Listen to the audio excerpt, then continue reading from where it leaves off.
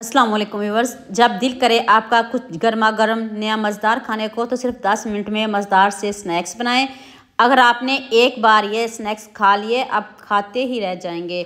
आप खाने से हाथों को रोक नहीं पाएंगे। जितने मज़ेदार ये स्नैक्स हैं, स्टेप बाय स्टेप एक एक चीज़ बताऊंगी।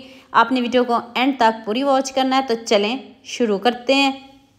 2 मैंने बॉयल अंडे लिए हैं। सबसे पहले आप इसको चम्मच से जैसे मर्ज़ी इसको मैश कर लें। 2 बॉयल अंडे हैं, इसको बहुत अच्छे से हम मैश कर लेंगे। तो यहाँ मैं आपको याद दिला दूँ, अगर आपको मेरी रेसिपीज़ पसंद आ रही हैं तो जल्दी से मेरे फेसबुक पेज को भी फॉलो कर लो और साथ में मुझे यूट्यूब पे भी सब्सक्राइब कर दो। ये आपकी तरफ से प्यार होता है, मोहब्बत होती है, खुशी होती है कि आपको मेरी रेसिपीज़ पसंद आ रही हैं।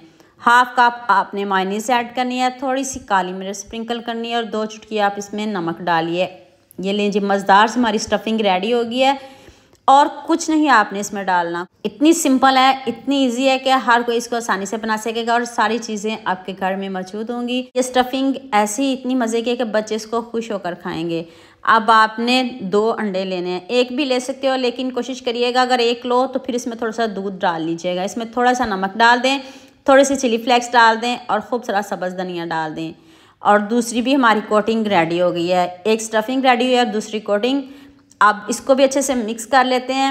मिक्स कर लें तो फिर मैं आपको बताती हूँ कि आपने बनाना कैसे है। अब आपने ब्रेड लेनी है, ये मैंने मिल्की ब्रेड ली है, आप सैंडविच ब्रेड लीजिएगा। तो अब आपने 1 चम्मच भर के स्टफिंग रखनी है और साइडों पे आप पानी भी लगा सकते हो। मैंने पानी नहीं लगाया, मैंने जो अंडे वाली कोटिंग है ना वो मैंने साइडों पे लगा दिया है।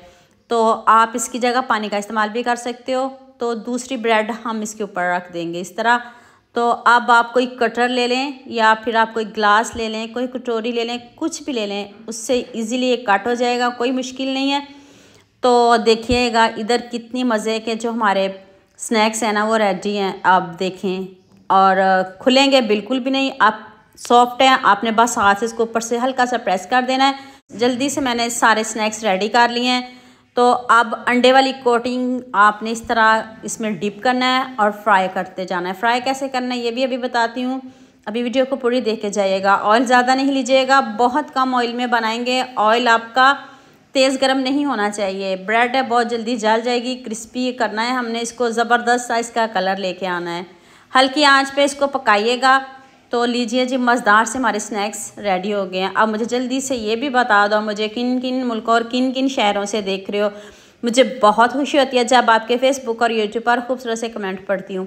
आप सबका खूबसूरत कमेंट करने का बहुत बहुत शुक्रिया और आप सबके लिए भी दिल से दुआ है मेरी, आप भी हमेशा खुश रहिए और हमेशा मेरे साथ ऐसे जुड़े रहिए।